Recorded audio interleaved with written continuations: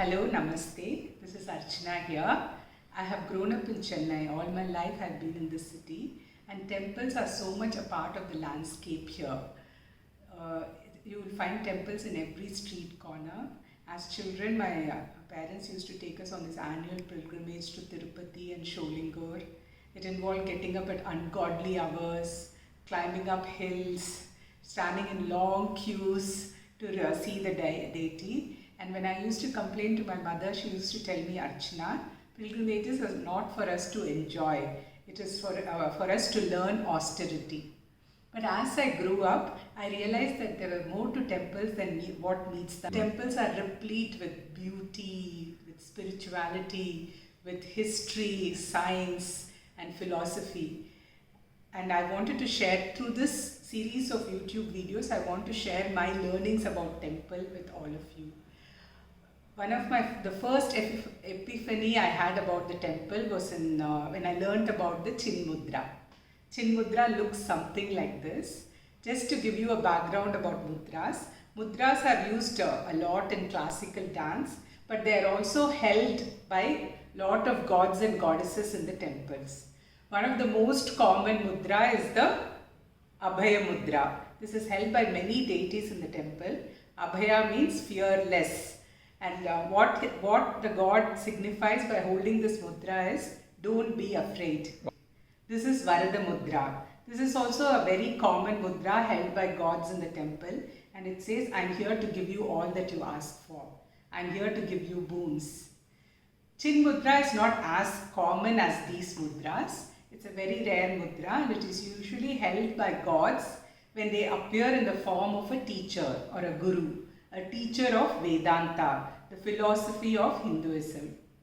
For example, this is Dakshinamurti. Dakshinamurti is a form of Shiva as a teacher, and he is seated under a banyan tree, and among the other things he also holds the Chin Mudra.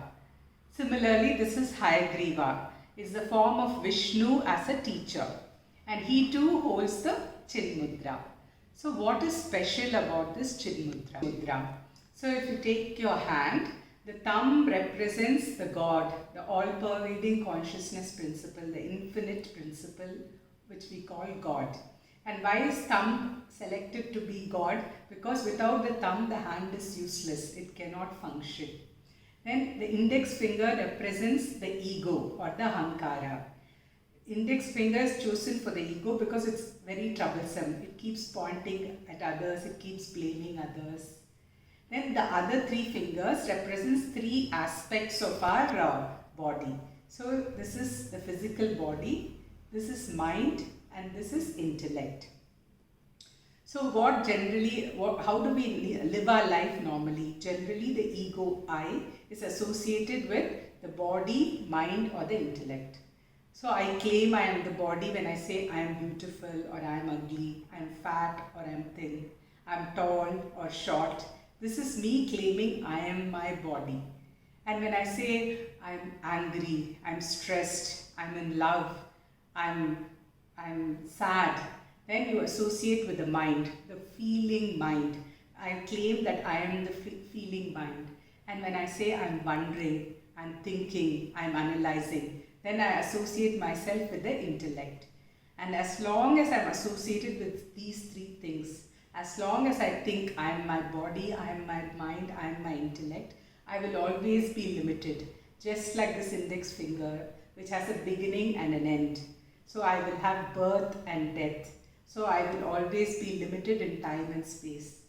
But once through the learning of Vedanta, through the learning of our philosophy, once I understand my real nature, that I am not all these three things, but I am God, that infinite, endless, limitless principle.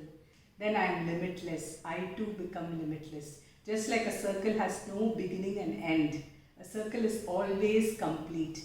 I become complete. I become full.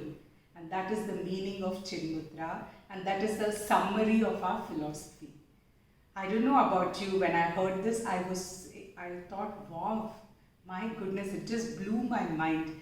All these days I've visited temples, I've seen these gods, and I never noticed that even the smallest aspect of how they hold their hand has so much meaning.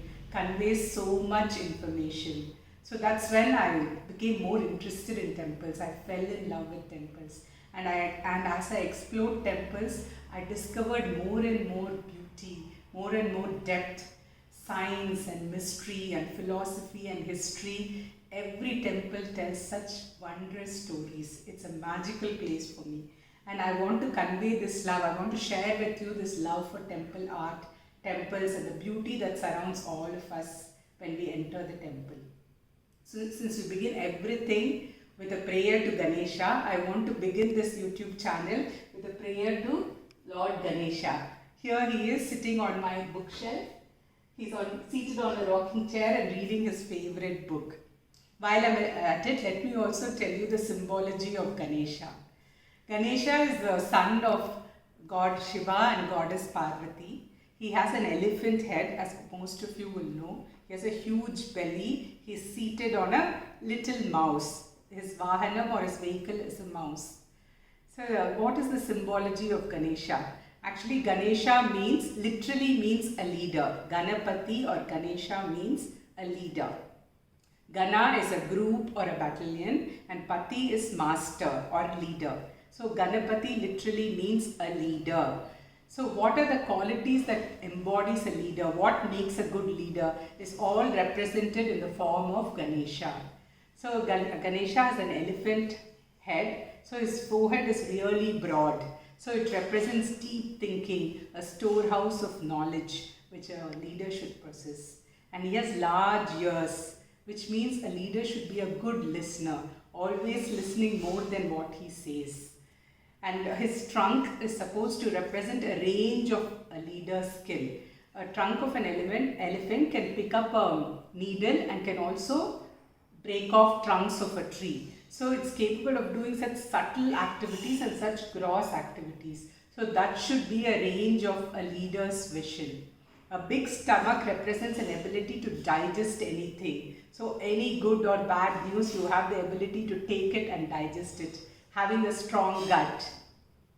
And then he's seated on a mouse. A mouse represents an ego.